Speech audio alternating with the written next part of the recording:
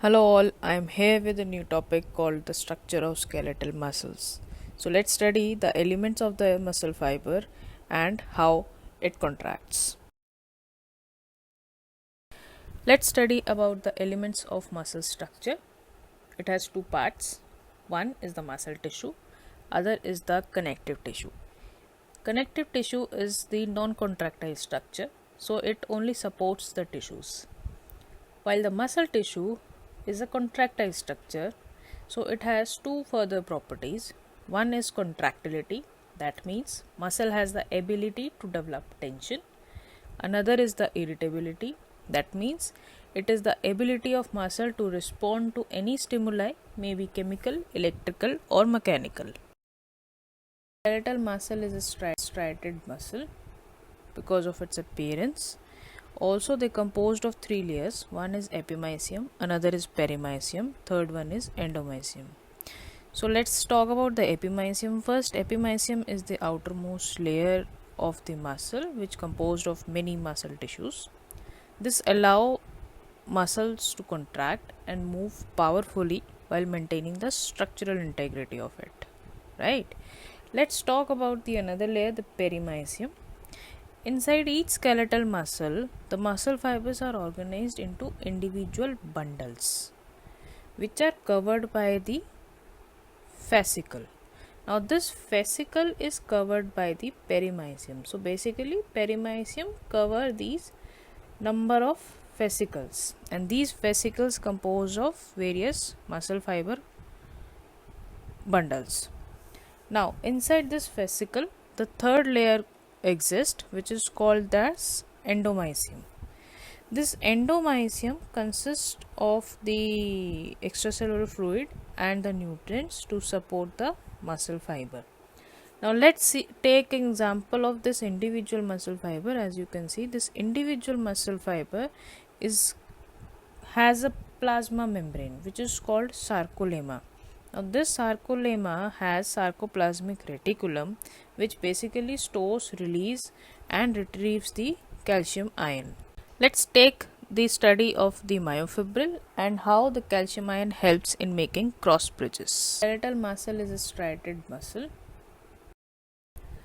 Let us talk about a single muscle fiber.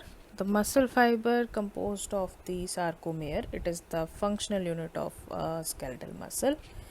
Now, this gives a striated appearance to the skeletal muscle because of the arrangement of thick and thin filaments, that is the myosin and the actin. As you all can see in the figure, the blue lines represent the thick filaments, the center one. The Z lines depicted by the green color. The orange lines represent the thin filaments.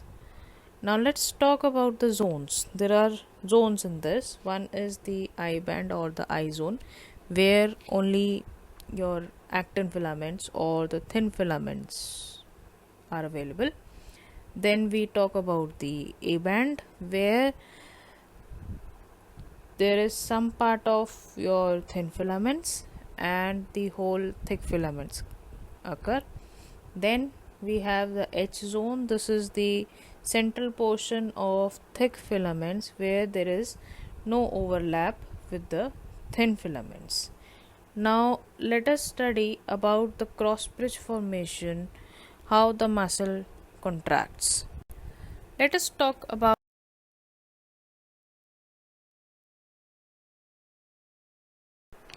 Now let's study about the cross bridge formation that basically helps in the muscle contraction.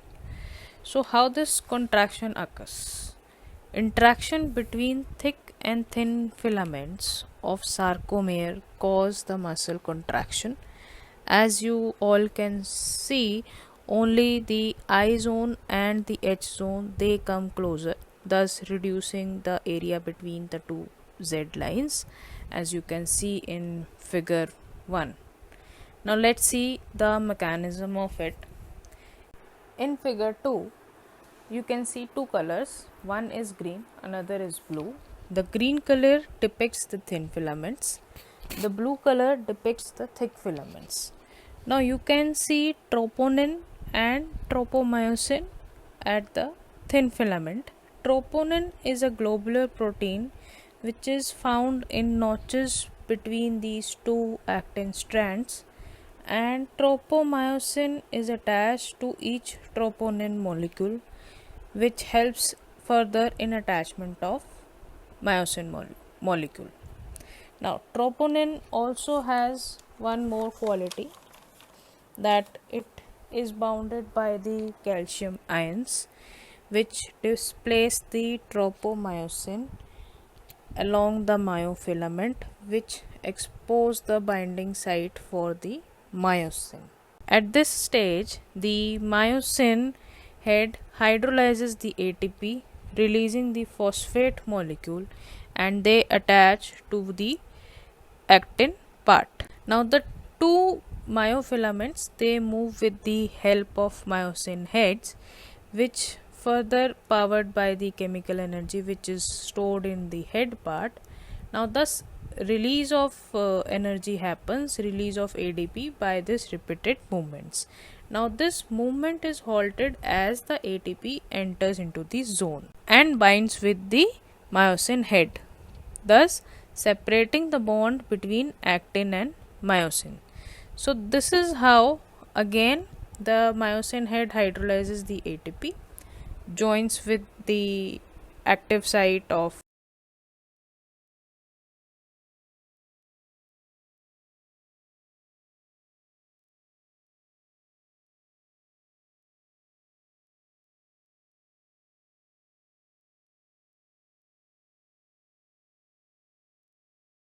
Thank you so much for watching this video. I hope this will help you in improving the knowledge.